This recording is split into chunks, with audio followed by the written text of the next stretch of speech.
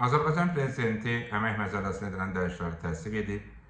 Yeni dəyişikliklərlə bir tərəfdən beynəlxalq standartlara və prinsiplərə uyğun olaraq, o cümlədən beynəlxalq əmək təşkilatının tövsiyələri nəzərə alınmaqla əmək hüquqlarının daha yaxından qorunması, işçi və işə götürən münasibətlərinin tənzimlənməsi və beynəlxalq standartlara uyğunlaşdırılması ilə bağlı hüquqi bazanın daha da möhkəmləndirilməsi həyata keçirilib.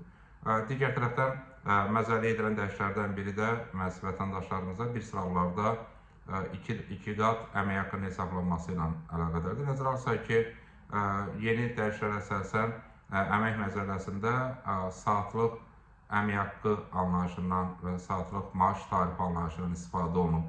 Bu da təbii ki, saatlıq əmək haqqı keçid baxımından vacib dəyişikliklərdən biridir. Belə ki, təsdiq olunan dəyişikliklərə əsasən bayram günlərində, qeyri-iş günlərində və eyni zamanda işdən sonra, yəni overtime zamanı çalışan vətəndaşlarımıza işlədikləri hər saata görə əlavə ödəniş olunacaq. Bu zaman onlara olan ödəniş, onların saatlıq maaş tarifinin ən azı 2 misli məbləğində olmalıdır.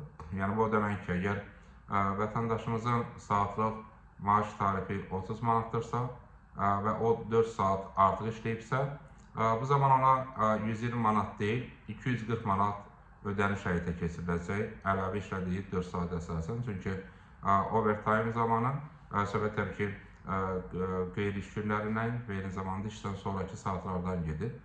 Bu demək ki, qeyri-iş günü və işdən sonraki saatlarda çalışan vətəndaşlarımıza ən azı 2 dəfə çox maaşın ödənilməsi həyata keçiriləcək. Bu zaman nəzərə alsaq ki, bir sıralarda ya qeyri-iş günündə və ya işdən sonra çalışan vətəndaşımız bütün iş günü deyil, müəyyən saatlar çalışır. Məsələn, qeyri-iş günündə işinə davam edir, 4 saat işləyir.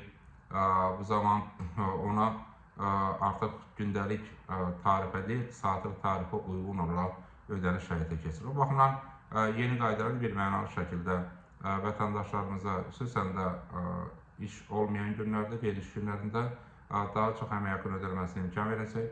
Bu da təbii ki, onların əmək hüquqlarının daha yaxından qorunması anlamına gəlir.